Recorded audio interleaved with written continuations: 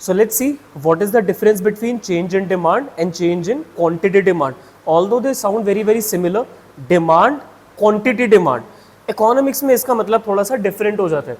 General terms में लोग कितनी क्वांटिटी आपने डिमांड करी, कितनी डिमांड करी, ऐसे वर्ड यूज कर लेते हैं.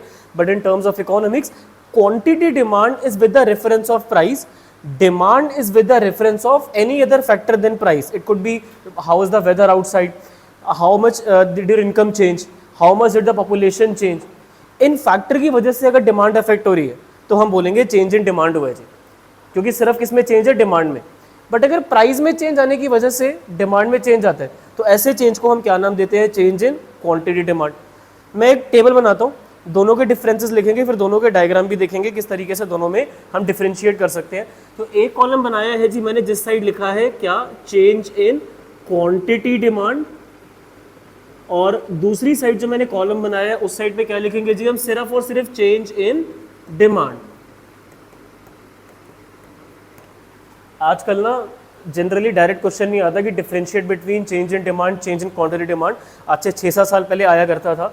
आजकल इसका क्वेश्चन इनडायरेक्ट तरीके से पूछा जाता है, बट उस इनडायरेक्ट तरीके से आंसर करने के लिए भी आप लोगों को पहले मीनिंग तो क्लियर होना चाहिए कि इन दोनों का एक्चुअल मीनिंग क्या होता है. So when there is a change in demand but due to change in price, it is a situation of change in quantity demand. And when there is a change in demand, only demand and not price, we will call it as change in demand. Now why did demand change? It could be because of any other factor but not price. So let me explain you कि it occurs due to change in price of the commodity. तो अगर demand में change आ रहा है, price में change आने की वजह से, that situation will be called as change in quantity demand. But अगर डिमांड में चेंज आ रहा है due to any other factors, occurs due to change in any factor other than price, this situation will be called as change in demand. अच्छा, change in quantity demand में ना demand curve upward या downward move करती है, तो इसको हम movement भी कहते हैं. और इसका एक प्रॉपर ग्राफिकल प्रेजेंटेशन मैं आप लोगों को दिखाऊंगा why it is called as movement. On the other hand change in demand को हम शिफ्ट बोलते हैं, क्योंकि इसमें एक नई डिमांड कर्व बनानी पड़ती है. प्राइस तो चेंज हुआ नहीं, कोई और फैक्टर में चेंज हुआ था, तो ये शिफ्टिंग होती है. बेटा इसमें ना दो पार्ट्स होते हैं, एक को हम बोलते हैं एक्सपेंशन, दूसरे को हम बोलते हैं कॉन्ट्रैक्शन. और इसमें भी सिमिलरली दो पार्ट्स होते हैं, एक को हम बोलते हैं इंक्रीज और दूसरे को हम बोलते हैं डिक्रीज. किस चीज का होता है ये, एक्सपेंशन कॉन्ट्रैक्शन भी डिमांड का होता है, इंक्रीज और डिक्रीज भी डिमांड का होता है. तो डिमांड कर्व में जब मूवमेंट होती है तो वो या तो ऊपर जाएगी या नीचे जाएगी. ऊपर की तरफ जाने को हम एक्चुअली कॉन्ट्रैक्शन बोलते हैं और नीचे को एक्सपेंशन बोलते हैं. अभी समझ नहीं आएगा, जब तक मैं इसको डायग्रामेटिकली नहीं समझाऊंगा तब तक आगे बात करने का फायदा नहीं है. तो इससे बेटर ये रहेगा, इसके पहले मैं आगे कुछ भी लिखूं, पहले हम इनको डायग्रामेटिकली अंडरस्टैंड कर लेते, तभी आपको ही बेटर समझ आएगा और मेरे लिए भी कन्वीनियंट रहेगा इन दोनों का मतलब समझाना. सो बेटा पहले मैं ज़रा डायग्राम आपको समझा दूं चेंज इन क्वांटिटी डिमांड के, और राइट हैंड साइड पे हम किसके डायग्राम समझेंगे, सिर्फ चेंज इन डिमांड के. तो क्या फ़र्क होता है जी क्वांटिटी डिमांड में और सिर्फ डिमांड में. सो दो केसेस थे क्वांटिटी डिमांड में, एक्सपेंशन कॉन्ट्रैक्शन, और चेंज इन डिमांड में भी दो केसेस थे, इंक्रीज डिक्रीज. अल्टीमेटली कितने डायग्राम बनाने हैं हमें, 4 बनाने हैं, यस और नो. एक डायग्राम बनेगा एक्सपेंशन का, दूसरा बनेगा कॉन्ट्रैक्शन का, तीसरा बनेगा इंक्रीज का, चौथा बनेगा डिक्रीज का. क्वांटिटी की साइड पे पहला डायग्राम हम आपको शो करेंगे जी कौन से केस का, एक्सपेंशन का. एक्सपेंशन के बाद जी कौन सा केस हम शो करेंगे आपको, कॉन्ट्रैक्शन का. और चेंज इन डिमांड की साइड पे पहले हम आपको शो करेंगे जी इंक्रीज का, एंड देन हम आपको यहाँ पर शो करेंगे डिक्रीज. डिमांड कर्व कैसे होती है जी. सो पहले बात कर लेते हैं एक्सपैंड कब होती है डिमांड कर्व, एक्सपेंशन जब प्राइस कम होगा. When there is a decrease in price of the commodity, उसकी वजह से डिमांड बढ़ जाएगी. तो इस बढ़ने को हम इंक्रीज नहीं बोलते, क्या बोलेंगे, स्पेसिफिकली एक्सपेंशन. एक्सपेंशन बड़ा वर्ड है, इंक्रीज छोटा वर्ड है, तो ऐसे याद रख लो. एक्सपेंशन जो हमने यहाँ पर लिखा है ये एक्सपेंशन. आई थिंक बेटा ये ना लाइट की रिफ्लेक्शन आ रही है तो उसमें दिख नहीं रही है, मैं इस साइड लिख देता हूँ. मैंने ना उस साइड एक्सपेंशन लिखा हुआ है, I have written down expansion. Expansion को काफ़ी सारे टीचर्स एक्सटेंशन भी बोल देते हैं, कोई फर्क नहीं पड़ता. डिमांड एक्सपैंड या एक्सटेंड तब होती है जब कमोडिटी का प्राइस कम होता है. आप एक चॉकलेट खाते हो, आपको पसंद है, अब उस चॉकलेट का अगर प्राइस कम हो जाएगा तो आप शायद उसी कंजम्पशन ज़्यादा करनी शुरू कर दो। हालांकि आपको ये चीज़ें कम कंज्यूम करनी है, बिकॉज चॉकलेट की जो मेन इंग्रेडिएंट होता है वो उसमें कोकोआ होता है, और आजकल जो मैन्युफैक्चरर्स है वो कोकोआ पाउडर के अलावा सब कुछ डाल रहे हैं, वो चीनी डाल रहे हैं, वो अल्टीमेटली आर्टिफिशियल फ्लेवर्स डाल रहे हैं, जिसकी वजह से वो लगेगा आप चॉकलेट खा रहे हो, but actually just a wafer और अ कैरेमल। कैरेमल मतलब चीनी को मेल्ट करके वो आपको ऐसा खिलाएंगे कि लगेगा चॉकलेट है, but actually it is very harmful for your body. जो एक्चुअल चॉकलेट होती है वो आपके काफ़ी बेनिफिट्स क्रिएट कर सकती है, बट वो इंडिया में एडल्ट्रेशन की वजह से इतना इजीली मिल नहीं पाती। बट चलो कोई बात नहीं, छोटे बच्चों को इतनी नॉलेज नहीं होती, स्पेशली 6-7 क्लास के बच्चे। 10 रुपये की चॉकलेट मिलती है, वो पेरेंट्स को बोलते हैं हम हफ्ते में 2 चॉकलेट खाएंगे। पेरेंट्स बोलते हैं ठीक है बेटा, एग्जाम्पल हम यहाँ पर लिख रहे हैं प्राइस चॉकलेट का और चॉकलेट की कितनी क्वांटिटी बच्चा डिमांड कर रहा है, क्वांटिटी यूनिट्स। 10 रुपये की चॉकलेट वो बोलता है मैं हफ्ते में 2 खाऊंगा। अब क्या हुआ, मार्केट में चॉकलेट की जो 10 रुपये की वो 2 खरीद रहा था, हो गई जी 5 रुपये की। बच्चे ने बोला मैं 4 खाऊंगा, हालांकि बिल्कुल भी एडवाइस नहीं है। 10 रुपीज़ के प्राइस में वो 2 खा रहा था, वो भी बहुत ज़्यादा है हफ्ते के हिसाब से। अब वो 5 रुपीज़ के प्राइस में 4 चॉकलेट खा रहा है in a week. It is not good for consumption. अब डिमांड कर्व कैसे बनेगी, तो बेटा मैंने एक ग्राफ बनाया है। डिमांड आप सब जानते हो एक्स एक्सेस पर आती है, सो ओरिजिन यहाँ पर आ जाएगा, एक्स एक्सेस यहाँ पर आएगा, वाई एक्सेस यहाँ पर आएगा। प्राइस हमारा रहता है जी किस में, रुपीज़ में, और क्वांटिटी डिमांड होती है किस में जी, यूनिट्स में। डिमांड के लिए हम 1 2 3 4 में गैप ले लेते हैं, 1 2 3 4। अब डिमांड ज़्यादा हो जाएगी जब प्राइस कम होगा, 5 10 15, मोर देन एनफ। 10 रुपये के प्राइस पे कंज्यूमर ले रहा था 2 चॉकलेट, और 10 पे आप 2 सर्कल कर दो, एक डॉट लगा देना, इतना बड़ा सर्कल दिखाने की ज़रूरत नहीं है। 5 के प्राइस में आपने 4 कर दिए, यहाँ पे आ गए। तो अब आपने क्या नोटिस करा, I will just show you one thing. 10 rupees के प्राइस पे आप 2 खरीद रहे थे, हाँ या ना। When the price of chocolate was 10 rupees, the consumer was having how many chocolates in a week? 2 chocolate. तो क्या मैं इस पॉइंट को बेटा ए बोल दूं एक बार के लिए, क्योंकि ये पुरानी वाली डिमांड है। अब क्योंकि प्राइस हो गया 5 रुपये, तो डिमांड कितनी हो गई है, 4। तो अब 5 रुपये से डॉटेड डिमांड की तरफ है। अब देखो जो ओरिजिनल वाली थी उसको मैंने बोल्ड रखा था, अभी स्क्रीन पे शायद वहाँ दिख नहीं रहा रिकॉर्डिंग में, तो थोड़ा सा मैं इसको और डार्क करके दिखा देता हूँ कि ये जो है ये आपकी अब न्यू डिमांड हो गई, पहले वाली से क्या हो गई, ठीक है, ज़्यादा हो गई बट डाउनवर्ड जा रही है। प्राइस कम होने की वजह से डिमांड एक्सपैंड हो गई। अब आप यहाँ बी पर आ गए हो, जब प्राइस बेटा 10 से 5 हुआ, चॉकलेट की डिमांड 2 के बजाय कितनी हो गई, अब 4। तो आप देख रहे हो पॉइंट ए से आप बी की तरफ, नीचे की तरफ मूव हुए हो। बेटा ऊपर कितनी डिमांड हो रही थी चॉकलेट की, 2, अब कितनी हो रही है, 4। 4 क्यों हुआ, डाउन क्यों, क्योंकि प्राइस डाउन हो गया। वाई एक्सेस पर आपने क्या लिखा है, प्राइस। जब वाई एक्सेस वाली चीज नीचे जाएगी तब डिमांड कर्व आगे की तरफ मूव करेगी, और इस मूवमेंट को हम बोलते हैं expansion, but to be very very precise it is called as downward movement. Generally लोगों को ऐसा लगता है कि एक्सपैंड मतलब ज्यादा ऊपर, बेटा वो सप्लाई होती है। सप्लाई कर्व क्योंकि थोड़ी सी हम ऐसे ड्रॉ करते हैं, तो प्राइस ज्यादा होता है तो सप्लाई भी ज्यादा होती है, बट डिमांड कर्व ऊपर नहीं बनाई जाती है, डिमांड कर्व बनाई जाती है नीचे की तरफ। तो अगर इतने प्राइस पे इतनी डिमांड है, तो जब प्राइस कम हो जाएगा तो डिमांड आगे, पहले इतनी अब क्यू डैश। ये क्यों हुआ, प्राइस पहले पी था, कितना हो गया पी डैश, जब प्राइस कम होगा तो डिमांड बढ़ जाएगी। इसको बोला जाता है expansion. When there is a decrease in price of the commodity, demand expands.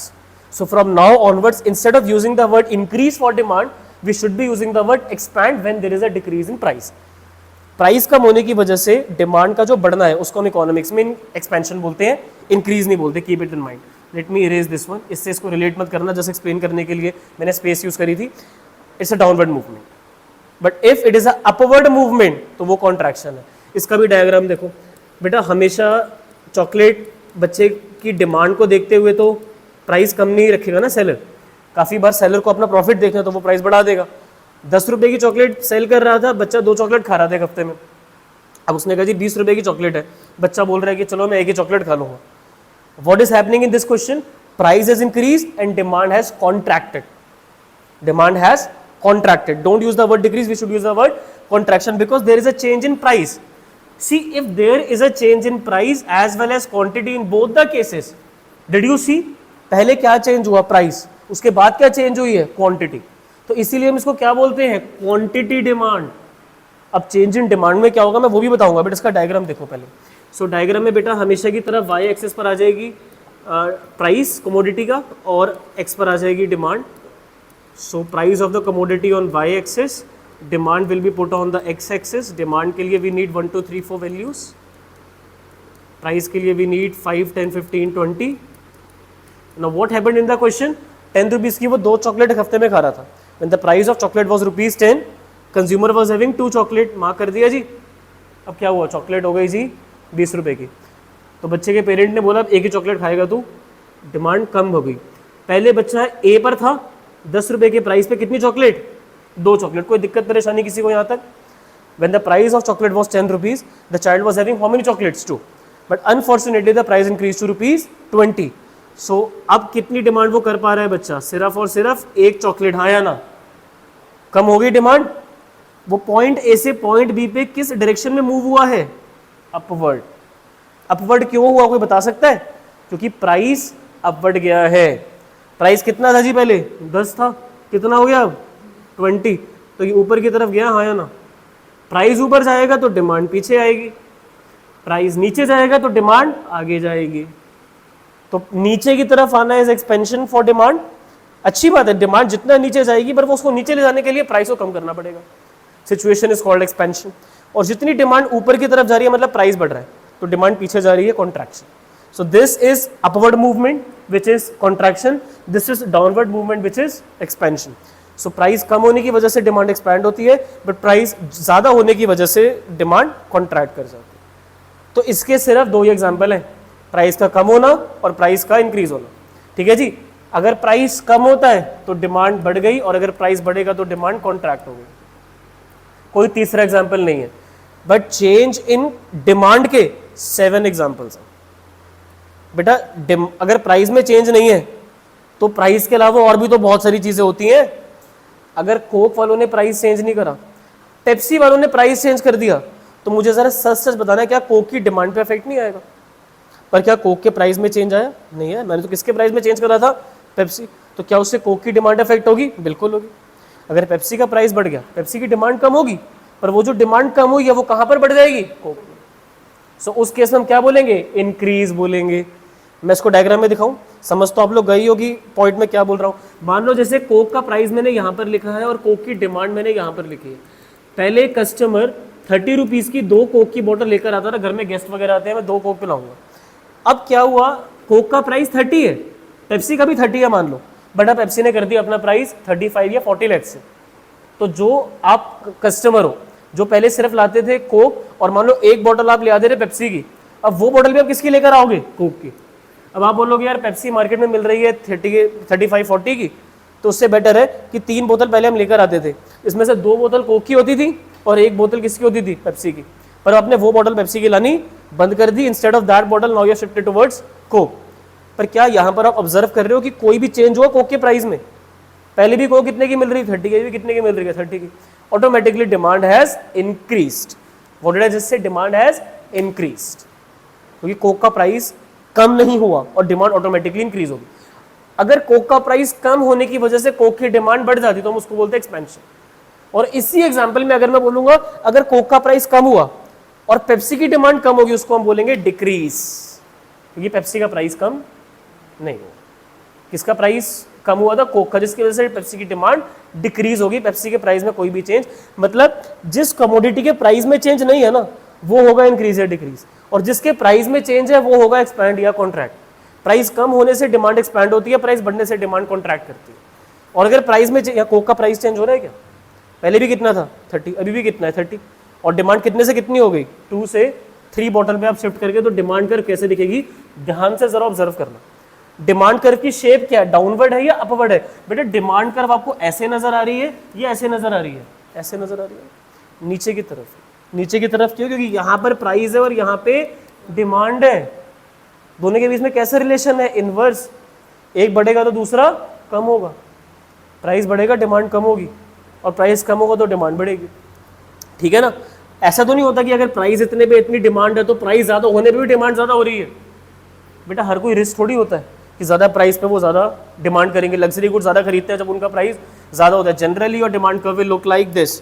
तो इसी एक्सप्लेनेशन के साथ हम डिमांड कर्व की तरफ जरा देखते हैं कि how it will look like. Price will be on your Y axis as usual and demand will be always on your X axis. Quantity demand आपकी एक्स पर है, 1 2 3 4 5। प्राइस 30 तक जाना है तो आप ऐसे करके ले लो 15 30 45। y axis. Now listen to me very very carefully all of you. 30 रुपए की कोक मिल रही है, 2 कोक खरीद रहे हो, 30 पे you are having 2 bottles of Coke. मैं अगर इस पॉइंट को ऐसे मार्क करूं, कोई दिक्कत परेशानी तो नहीं किसी को? 30 के प्राइस पे we are having how many bottles of Coke? 2। अब 30 के ही प्राइस पर we are having how many bottles of Coke? 3। तो डॉट लेकर आओ थोड़ी सी आगे। अब आप यहां पर आ गए हो, हाँ या ना? तो अगर मैं बोलता हूं ये वाली जो डिमांड कर्व है पुरानी है और जो ये वाली डिमांड कर्व है वो नई है, तो इसको क्या हम डी और डी बोलेंगे या बेटर रहेगा इसके ऊपर एक डैश डैश और लगा दें? क्योंकि अगर पुरानी वाली डिमांड कर्व को आपने डी और डी बोला है, ये वाली डिमांड कर्व डी डी है, so this one should be d dash n. If this is your point A, now this will be your point B. You are now required to make entirely new demand curve. जब demand curve same रहती है ना movement, उसमें price भी change होता है। But बेटा यहाँ तो 30 रुपए का ही प्राइस है, एक पॉइंट से आप दूसरे पॉइंट पे शिफ्ट हुए हो। शिफ्ट, पहले आप पॉइंट ए पर डिमांड कर रहे थे 2 कोक की बोतल की, and now you are demanding how many bottles of Coke? 3। You have shifted towards right. It is called as increase without. बेटा आगे पीछे होगी जब प्राइस सेम रहेगा, ऊपर नीचे तब होगी जब प्राइस में भी चेंज होगा। सिंपल। प्राइस ऊपर नीचे होगा तो डिमांड भी ऊपर नीचे हो रही है, दैट इज मूवमेंट। बट अगर प्राइस में चेंज नहीं है तो डिमांड आगे पीछे होगी, shifting. So that is why मैंने पीछे आप लोगों को ये बात लिखवाई थी कि भाई चेंज इन डिमांड में होती है मूवमेंट, एक्सपेंशन, कॉन्ट्रैक्शन। समझा चुका हूं। अभी क्या समझा रहा हूं? इंक्रीज। और समझा चुका हूं that is the right word, shift. You have shifted from point A to point B. And if we will look at decrease, अच्छा सपोज करो अगर पेप्सी का प्राइस कम हो गया होता फिर तो कोक की डिमांड डिक्रीज हो जाती, बिकॉज कोक के प्राइस में हमने चेंज नहीं करा है। So quantity demand will be always in units. अब सपोज करो मैं एग्जांपल लेके बताता हूँ। आप अभी 30 रुपीज पे खरीद रहे थे 3 बॉटल ऑफ कोक, पेप्सी वालों ने प्राइस कर दिया 35 से कम करके वापस से 30 कर दिया उन्होंने। आपने कहा अच्छा जी चलो एक बोतल पेप्सी की भी ले लेते हैं। कोई गेस्ट आ गया, उसने कहा मुझे पेप्सी पीनी है, कोक नहीं पीनी, तो 30 रुपीज़ की कोक है, इसके प्राइस में चेंज नहीं आया, पहले भी नहीं था। किसके प्राइस में चेंज हो रहा है? पेप्सी। पेप्सी वालों ने अपना प्राइस कम कर दिया। तो आपने कहा कि चलो पहले हम ले रहे थे 3 बोतल, अब हमने कर दी कोक की 2 बोतल, क्योंकि हमने 1 बोतल किसकी ऐड कर दी? अब पेप्सी। बात समझ में आ रहा है? इस वाले टेबल में हम सिर्फ किसके बारे में बात कर रहे हैं? Coke. Price of Coke has not changed, price of Pepsi has affected the demand of Coke. In this case, Coke की डिमांड डिक्रीज हो जाएगी, बिकॉज आपने पेप्सी के प्राइस कम होने की वजह से उसकी डिमांड क्या कर दी? एक्सपैंड कर दी, क्योंकि पेप्सी का प्राइस हो गया था कम, लाइक दिस। पेप्सी का प्राइस कम हुआ, कंज्यूमर ने डिमांड बढ़ा दी। जब प्राइस चेंज होने की वजह से डिमांड चेंज होती है तो एक्सपेंशन कॉन्ट्रैक्शन बोलते हो। सिर्फ ऑटोमेटिकली अगर डिमांड चेंज होती है बिना अच्छे प्राइस के, जिसके तो उसको इंक्रीज या डिक्रीज बोलते हैं। जैसे यहाँ पर अब डिमांड क्या होने वाली है? डिक्रीज होने वाली है। Your price will again be on y-axis, demand will be on your x-axis. So 1, 2, 3, 4. Price के लिए अगेन 15 एंड 30, 45 तक ले जाओ। 30 रुपये पे आप 2 कोक खरीद रहे थे, 30 पे you were having 3 bottles of Coke, 3 bottles of Coke, 2 नहीं 3 ले रहे थे। एक सेकेंड, पॉइंट को ले आए यहाँ तक। ये आपकी डिमांड कर्व थी, हाँ या ना? Point A was your original demand curve. What happened now? Price of Pepsi has decreased, because of which you will expand the demand for Pepsi and you will decrease the demand for Coke. So अब आप 3 से कितनी Coke पर आ गए हो? सिर्फ 2 पर आ गए हो। ये पॉइंट बी है, हाँ या ना? नई डिमांड कर पीछे की तरफ शिफ्ट हो गई, एंटायरली न्यू डिमांड कर, बिकॉज प्राइस 30 का 30 ही है। सो डिमांड आगे पीछे होती रहेगी। अगर पेप्सी का प्राइस कम हो जाएगा तो कोक की डिमांड भी कम हो जाएगी। यही रिलेशन होता है सब्स्टिट्यूट गुड्स का। एक का प्राइस कम होने की वजह से दूसरे की डिमांड कम हो जाती है, क्योंकि लोग वो खरीदेंगे ना जिसका प्राइस कम है। और अगर एक का प्राइस बढ़ जाता तो दूसरे की डिमांड बढ़ जाती, जैसे यहाँ पर हुआ। अच्छा, अभी तो मैं बार बार आप लोगों को ये जो समझा रहा हूँ वो सब्स्टिट्यूट गुड्स से समझा रहा हूँ। अब सुनो, नॉर्मल और इन्फीरियर के केस में एग्जाम्पल लेते हैं कि कंज्यूमर की इनकम बढ़ गई, इनकम इंक्रीज हो गई, और एक राइस मार्केट में मिल रहा है 30 रुपये किलो के हिसाब से और एक मिल रहा है 50 रुपये किलो के हिसाब से। अगर उसकी इनकम इंक्रीज हुई है तो वो क्या करेगा? 50 रुपीज वाले केजी वाले राइस वो ज्यादा लेगा और 30 रुपये केजी वाले राइस को वो डिक्रीज कर देगा। 50 वाला डायग्राम यहाँ पर नहीं है, दोनों में प्राइस के अंदर रखा हुआ है 30। बट समझ जाओ कि अगर ऊपर 50 होता तो उस केस में जो नॉर्मल गुड्स है उनकी डिमांड बढ़ जाती। पहले 50 रुपीज के मान लो वो 1 केजी चावल खरीद रहा था नॉर्मल वाले, अब वो 50 रुपीज वाले जो है वो हो सकता है 2-3 किलो ज्यादा ले ले, और जो इंफीरियर वाले उनकी डिमांड वो डिक्रीज करते हैं, क्योंकि इंफीरियर और नॉर्मल गुड के प्राइस में चेंज नहीं आया है। चेंज आया है तो वो कंज्यूमर की इनकम में आया है। इनकम में चेंज होने की वजह से नॉर्मल गुड्स की डिमांड इंक्रीज होती है बट इंफीरियर की डिमांड डिक्रीज होती है। अगर उसकी इनकम कम होती, फिर अगर उसकी इनकम कम हो जाती तो वो डिमांड बढ़ा देता, इंफीरियर की डिक्रीज कर देता, नॉर्मल की। प्राइस में चेंज नहीं होता।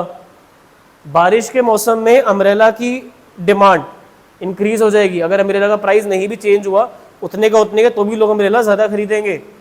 और अगर गर्मी है और अगर बारिश की रिक्वायरमेंट नहीं है, अगर मौसम अच्छा है बाहर, तो अम्ब्रेला की सेल कम हो जाएगी, डिमांड कम हो जाएगी अम्ब्रेला की। ठीक है जी। अगर इनकम का डिस्ट्रीब्यूशन इक्विटेबल है, पुअर लोगों को भी ठीक ठाक इनकम मिल रही है, तो इनकम तो डिमांड वो ज़्यादा कर पाएंगे, ज़्यादा फल खरीद पाएंगे, ज़्यादा सब्जियां, नए कपड़े खरीदेंगे, ज़्यादा घर का रेंट पे कर पाएंगे, अच्छी जगह रहेंगे, बच्चों को पढ़ाएंगे, अच्छी जगह ट्रीटमेंट करवाएंगे बीमारी के टाइम पे।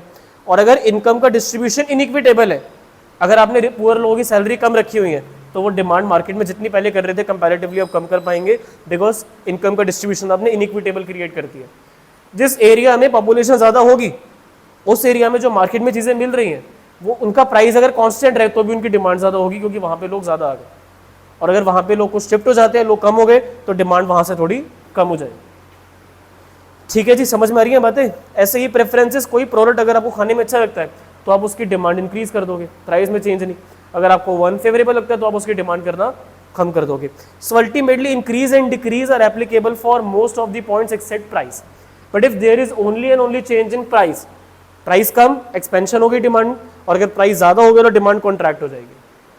कम होना अच्छी बात होती है ना, और डिमांड का नीचे की तरफ आना अच्छी बात है, क्योंकि वो बढ़ रही है। जब प्राइस कम हो रहा है तो डिमांड नीचे जा रही है, और अगर डिमांड वापस आ रही है तो वो कम हो रही है। वो क्यों हो रही है? क्योंकि प्राइस बढ़ रहा है। डिमांड आगे जा रही है तो वो बढ़ रही है, इंक्रीज। सेम प्राइस पर अगर डिमांड बढ़ रही है तो किसी भी फैक्टर में फेवरेबल चेंज आया है, पॉजिटिव चेंज आया है। और अगर सेम प्राइस पर डिमांड कम हो रही है तो किसी फैक्टर में कोई अनफेवरेबल चेंज आया होगा। जैसे बाहर मौसम ठीक है तो अम्ब्रेला की डिमांड कम हो रही है, तो अम्ब्रेला बेचने वाले के लिए ये एक प्रॉब्लम है। So now I believe you are clear with what is the meaning of shifting and what is the meaning of increase and decrease when we talk about change in demand. And you should be clear with change in quantity demand when there is change in expansion and contraction. बेटा इसका सिर्फ यही example बोल सकते हैं, price बढ़ गया या फिर प्राइस कम हो गया। प्राइस बढ़ेगा तो क्या बोलेंगे? कॉन्ट्रैक्शन होगी, डिमांड तो कॉन्ट्रैक्ट हो जाएगी ना। और प्राइस अगर कम होगा तो डिमांड एक्सपैंड हो जाती है, सिंपल।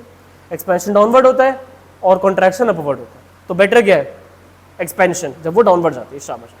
इसके एग्जाम्पल तो बहुत सारे हो सकते हैं।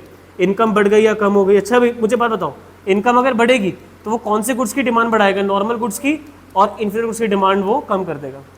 इसको हम बोलेंगे राइटवर्ड शिफ्टिंग और इसको हम बोलेंगे लेफ्टवर्ड शिफ्टिंग। तो ये इंक्रीज होगा और ये डिक्रीज होगा। बट अगर उसकी इनकम कम हो जाती है तो वो नॉर्मल गुड्स की डिमांड करना थोड़ी कम कर देगा and he will shift towards inferior goods. अब इस केस में इनकी डिमांड जो है वो डिक्रीज होगी और उसकी डिमांड इंक्रीज होगी, क्योंकि प्राइस में चेंज दोनों के नहीं आया। चेंज आया तो कंज्यूमर की इनकम में आया। ठीक है। अगर सब्सटीट्यूट गुड का प्राइस बढ़ जाता है, अगर सब्सटीट्यूट गुड का प्राइस बढ़ गया, जैसे कि पेप्सी का प्राइस बढ़ा था, तो जो कोक की डिमांड है, जो गिवन गुड है उसकी डिमांड बढ़ी थी कम हुई थी? बढ़ी थी ना। इसको हम बोलते हैं इंक्रीज। सब्सटीट्यूट का प्राइस बढ़ने की वजह से गिवन गुड की डिमांड इंक्रीज हो जाती है, लोग ये छोड़कर उस पर चले जाएंगे। और अगर कॉम्प्लीमेंट्री गुड होगा तो उसकी डिमांड डिक्रीज हो जाती है। बेटा मैं चेंज कर रहा हूं प्राइस ऑफ सब्स्टिट्यूट, पर डिमांड हम किसकी देख रहे हैं? Given good. ऐसे बहुत सारे केसेस हैं। Favourable taste, demand increase, unfavourable taste, demand decrease, favourable weather, demand increase, unfavourable weather, demand decrease. So that these are the differences between change in quantity demand, change in demand. Before ending the lecture, याद करवाने के लिए, रटवाने के लिए एक बात बोलूँगा, expansion contraction बड़े word, expansion contraction as compared to increase decrease, उसमें ज़्यादा अल्फाबेट्स हैं। तो आप ऐसे याद रख सकते हो, when there is change in price, then there is a change in demand, दोनों में चेंज आ रहा है। तो जब प्राइस में भी चेंज है और उसके साथ डिमांड में भी चेंज है, तो हम बोलेंगे चेंज इन, बड़ा वर्ड कौन सा है? क्वांटिटी डिमांड या डिमांड? क्वांटिटी डिमांड में दो वर्ड्स आ रहे हैं। तो जब दो वर्ड्स आ रहे हैं तो दोनों में चेंज हो रहा है, प्राइस में भी क्वांटिटी में भी। जब सिर्फ और सिर्फ डिमांड में चेंज है तो प्राइस में चेंज नहीं है, इसलिए हम क्या वर्ड यूज करते हैं? Change in demand. तो ये छोटे वर्ड में यूज करोगे इंक्रीज डिक्रीज, बट जब प्राइस में भी चेंज आ रहा है अलॉन्ग विद डिमांड तो विल यूज एक्सपेंशन कॉन्ट्रैक्शन। नीचे की तरफ एक्सपेंशन, ऊपर की तरफ कॉन्ट्रैक्शन। आगे की तरफ इंक्रीज, पीछे की तरफ डिक्रीज। चारों ही डायग्राम में डिमांड कर्व की शेप कैसी है, डाउनवर्ड। तो जब प्राइस में डिमांड में चेंज है क्वांटिटी डिमांड बोलेंगे, जब सिर्फ डिमांड में चेंज है तो डिमांड बोलेंगे। क्वांटिटी डिमांड बड़े वर्ड, दो वर्ड्स है, तो एक्सपेंशन होगा कॉन्ट्रैक्शन होगा। डिमांड छोटा वर्ड है तो इंक्रीज या डिक्रीज होगा। प्राइस के अलावा यार कुछ भी आ जाए ना तो समझ जाओ वो चेंज इन डिमांड है, कंफ्यूजन ही क्यों हो रही है। और अगर प्राइस आ रहा है तो समझ जाओ कि वो क्वांटिटी डिमांड है, गिवन दैट वो सब्स्टिट्यूट कॉम्प्लीमेंट्री नहीं होना चाहिए। यहां पर जो लिखा गया वो लिखा गया price of the given commodity वाला पॉइंट है ये, एक्सपेंशन कॉन्ट्रैक्शन। अगर सब्स्टिट्यूट वगैरह में चेंज आ रहा है तो उस केस में आप डिमांड किसकी देखते हो, गिवन गुड की, जिसके प्राइस में चेंज नहीं है। तो वो थोड़ा ध्यान रखना। काफी केस बच्चे बोलते हैं सर प्राइस यहां पर भी है, प्राइस यहां पर भी है, यहां पर प्राइस ऑफ द कमोडिटी है, यहाँ पर कोई रिलेशन नहीं है सब्स्टिट्यूट। यहाँ पर हम एक ही गुड की बात कर रहे हैं, बट वहां पर हम प्राइस किसी और का देख रहे हैं, डिमांड किसी और की देख रहे हैं। तो we are interested into demand of Coke, not in the price of Pepsi. All we know is that the price of Pepsi has increased due to which demand of Coke has increased. There is no change in price of Coke. यहाँ पर given good के price में change नहीं होगा। So that's why ये price का change वाली बात ही नहीं है।